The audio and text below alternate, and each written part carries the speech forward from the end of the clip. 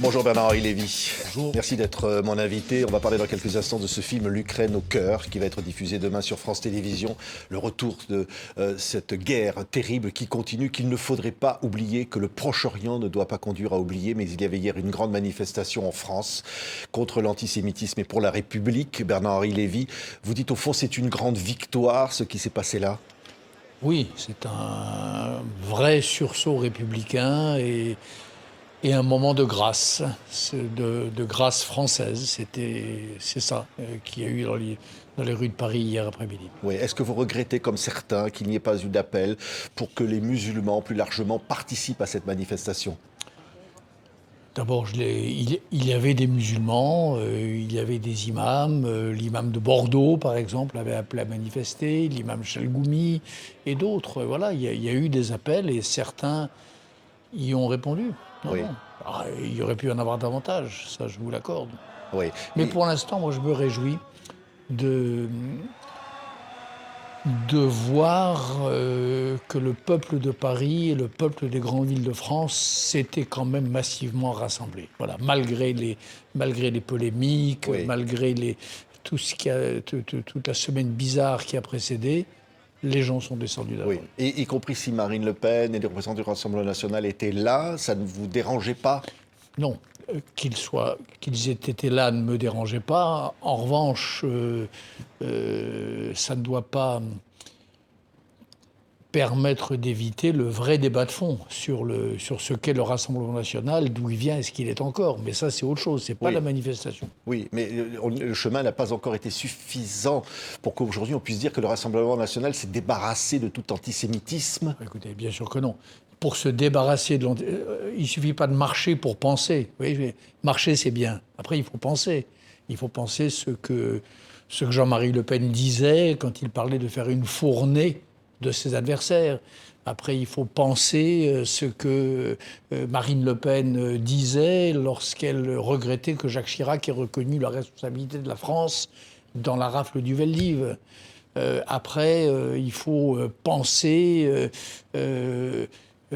toute cette filiation récente antisémite qui infecte le Rassemblement national. Voilà. Il y a des mots que vous employez, Bernard-Henri Lévy, c'est de dire au fond ce qui se joue en Israël et ce qui se passe pour l'Ukraine, c'est le même combat. Pourquoi au fond vous dites c'est le même combat?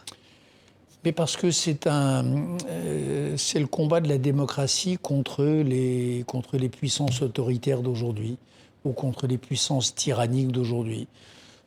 D'ailleurs, un détail, quel est le seul grand pays qui, après le massacre du 7 octobre, a décidé de recevoir le Hamas en grande pompe? Le seul grand pays, c'est la Russie. Les dirigeants du Hamas, quelques jours après le 7 octobre, se sont rendus à Moscou avec le ministre des Affaires étrangères iranien. Donc vous avez là, entre la Russie, l'Iran, la Turquie, la Chine en arrière de la main, et puis des mouvements comme le Hamas ou comme les talibans en Afghanistan, une alliance qui n'est pas seulement une alliance de circonstances, qui est une alliance programmatique, dont le programme est le suivant: affaiblir les démocraties à l'Ouest et affaiblir les mouvements démocratiques chez eux, c'est-à-dire les femmes iraniennes, les avocats et les journalistes turcs, les dissidents chinois, ceux qui, à Kaboul, refusent la férule des talibans. Ben, tout ça, il y a aujourd'hui une internationale du crime qui souhaite l'écraser. Voilà.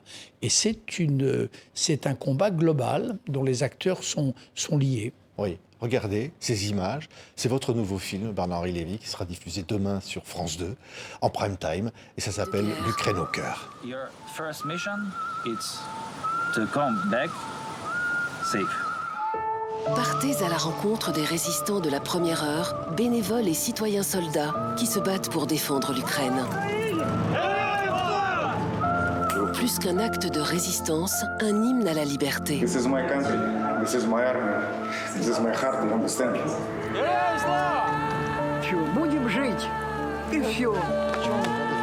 L'Ukraine au cœur, un documentaire inédit de Bernard-Henri Lévy, mardi soir à 21h10 sur France 2 et sur la plateforme France.tv. Voilà, chez nos confrères de France Télévisions, Bernard-Henri Lévy. Ce film, j'ai pu le voir en avant-première avec la présence de Mme Zelenska, l'épouse du président ukrainien. Elle a suscité beaucoup d'émotions dans la salle de ceux qui voyaient ces images.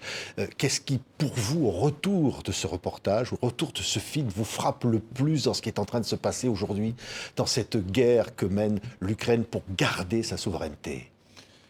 D'abord, ce n'est pas seulement pour garder sa souveraineté. L'une des leçons de l'Ukraine au cœur, c'est que pour les Ukrainiens, il s'agit de ça, et il s'agit aussi de défendre l'Europe et de défendre les valeurs démocratiques. Et ça, vous observerez, c'est ce que ne cessent de dire et de répéter en deuxième et en première ligne tous ceux que je rencontre et que j'interroge, qu'ils soient civils ou militaires. Première chose.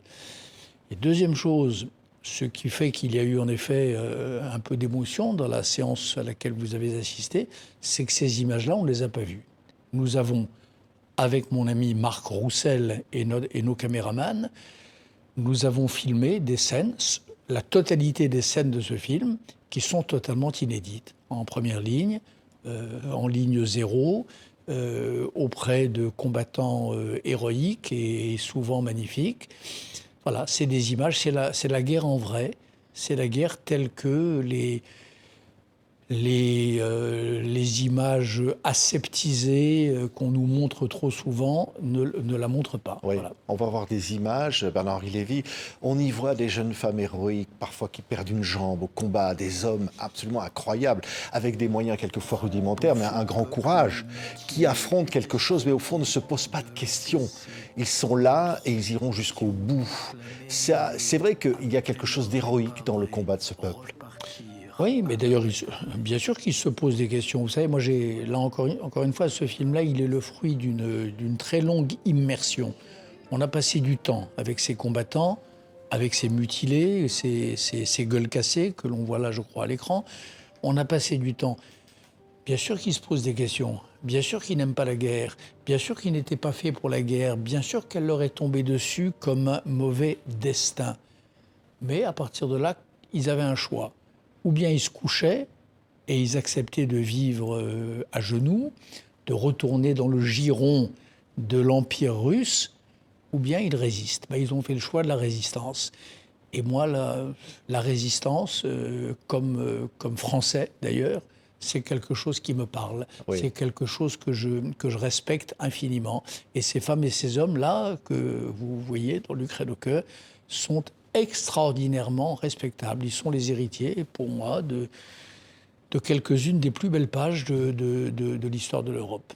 Merci beaucoup Bernard-Henri Lévy. Merci. L'Ukraine au cœur sur France Télévisions mardi, donc à ne pas manquer. Merci infiniment d'avoir été votre invité.